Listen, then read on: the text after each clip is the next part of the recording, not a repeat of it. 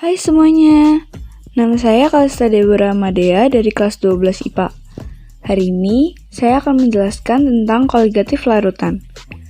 Sifat koligatif larutan adalah sifat-sifat yang hanya bergantung pada jumlah atau kuantitas partikel zat terlarut dalam larutan, dan tidak bergantung pada jenis atau identitas partikel zat terlarut.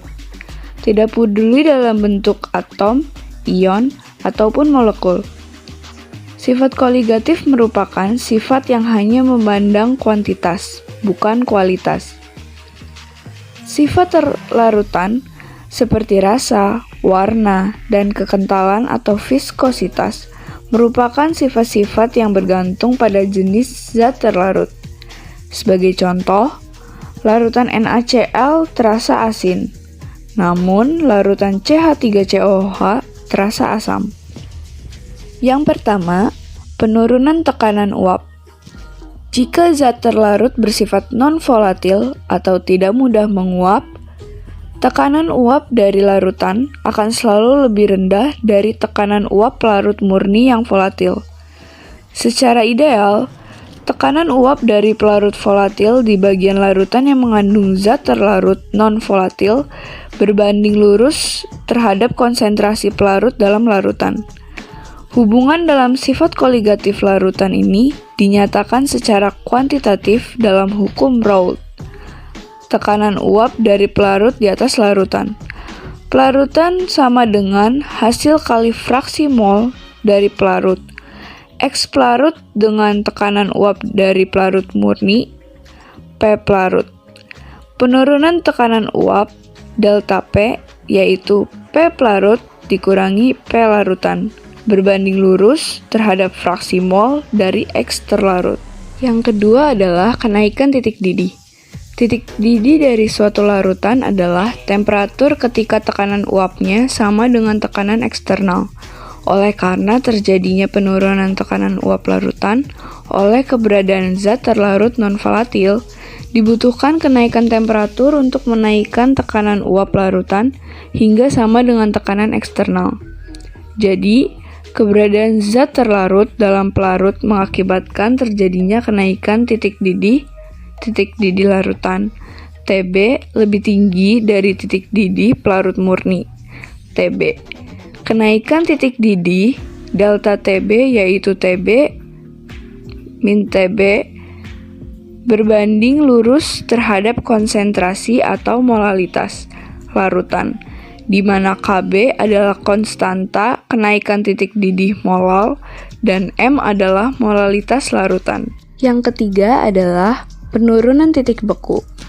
Pada larutan dengan pelarut volatil dan zat terlarut non-volatil, hanya partikel-partikel pelarut yang dapat menguap dari larutan sehingga meninggalkan partikel-partikel zat terlarut.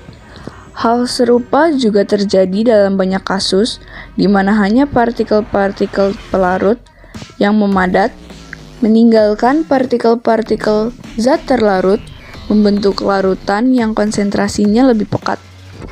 Titik beku dari suatu larutan adalah temperatur di mana tekanan uap larutan sama dengan tekanan uap pelarut murni. Pada temperatur ini, dua fasa berada dalam kesetimbangan. Oleh karena terjadinya penurunan tekanan uap larutan dari tekanan uap larut, larutan membeku pada temperatur yang lebih rendah dibandingkan titik beku pelarut murni. Titik beku larutan, Tf, lebih rendah dari titik beku pelarut murni. Dengan kata lain, jumlah partikel-partikel pelarut yang keluar dan masuk padatan yang membeku per satuan waktu menjadi sama pada temperatur yang lebih rendah.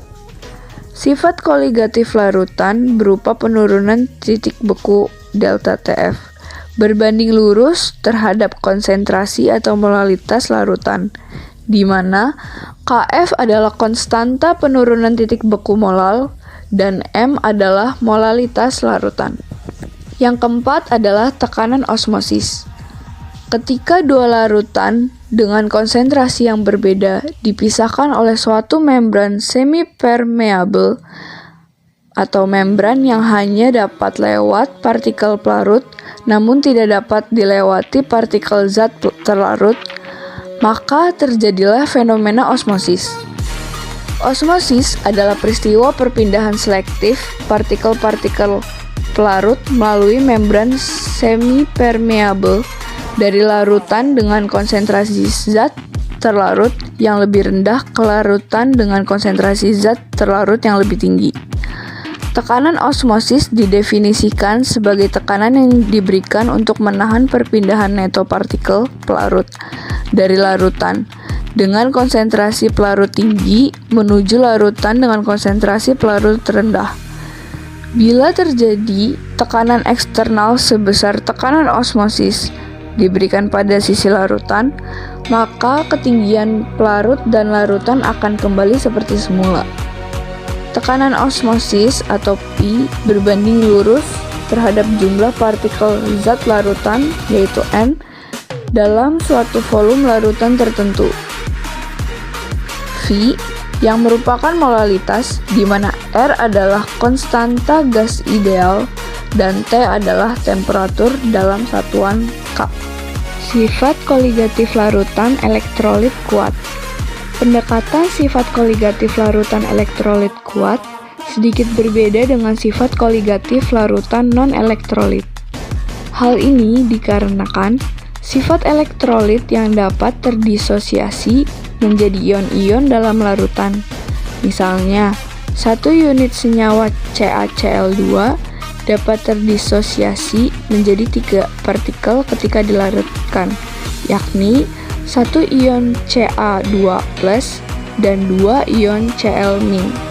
Oleh karena itu, perlu ikut diperhitungkan faktor Van Hoff 1 pada perhitungan larutan elektrolit, di mana N sama dengan jumlah ion yang terdisosiasi dari 1 unit formula senyawa, dan A sama dengan derajat disosiasi senyawa.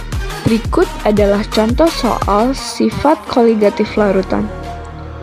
Tekanan osmosis dari larutan Kl 0,01 m pada 25 Celcius adalah 0,465 atm.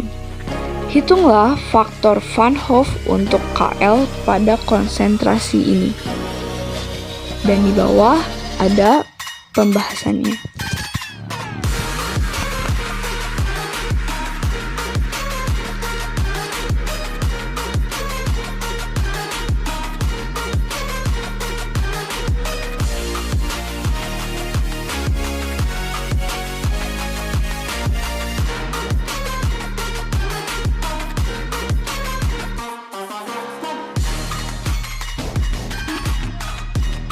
Sekian dari video pembelajaran saya. Mohon maaf apabila ada kesalahan dan kurang kata. Terima kasih.